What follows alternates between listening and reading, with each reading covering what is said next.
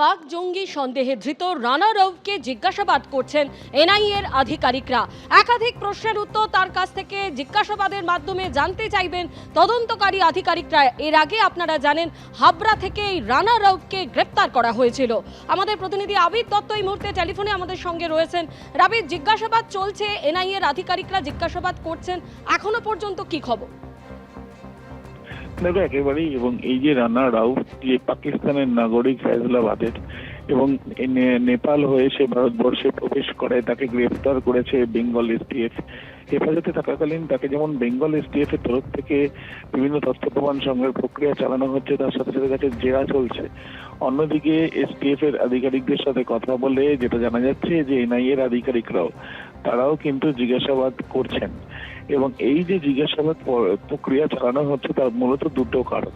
তার কারণ পাকিস্তানের এই যে নাগরিক, সে তার আধার কার্ড ভোটার কার্ডের নাম পরিবর্তন করে কলকাতা থেকে সেগুলো বানিয়ে এবং নেপাল থেকে কলকাতায় এসে সে বসবাসও করছিল, এবং তার সাথে সাথে তার বাংলাদেশে চলে যাওয়ার একটা পরিকল্পনা ছিল। বাংলাদেশ হয়ে সে কি পাকিস্তানে ব্যাক করত, এই বিষয়গুলো জানার জন্যই এনআইএর তরফ থেকে এই জিজ্ঞাসাবাদ।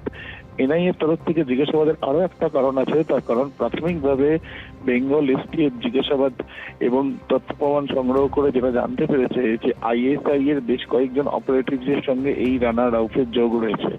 আইএসআই এর এই অপারেটিভসের সঙ্গে রানা রাউফের যোগের পেছনে কারণ কি এবং কোনো অ্যাসাইনমেন্টে সে রয়েছে কিনা সেই বিষয়গুলো জানা জরুরি। তার কারণ এনআই এর কাছে যে বিভিন্ন ধরনের ইনপুটস গুলো রয়েছে সেগুলোর সঙ্গে তারা ভেরিফাই করে দেখতে চাইছেন যে পড়শি দেশ অর্থাৎ পাকিস্তানের আইএসআই এর তরফ থেকে কি ধরনের চক্রান্ত ভারতের বিরুদ্ধে করার চেষ্টা চলছে, এবং সেই জন্যই এনআই এর তরফ থেকে এই জিজ্ঞাসাবাদ করা হচ্ছে। এবং তারা এই যে জিজ্ঞাসাবাদ করার পর একটি রিপোর্ট তাদের ডিপার্টমেন্টাল হেডকোয়ার্টারে সেখানে পাঠাবেন।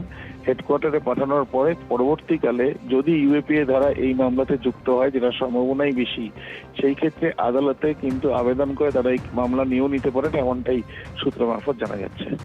ধন্যবাদ আবিদ।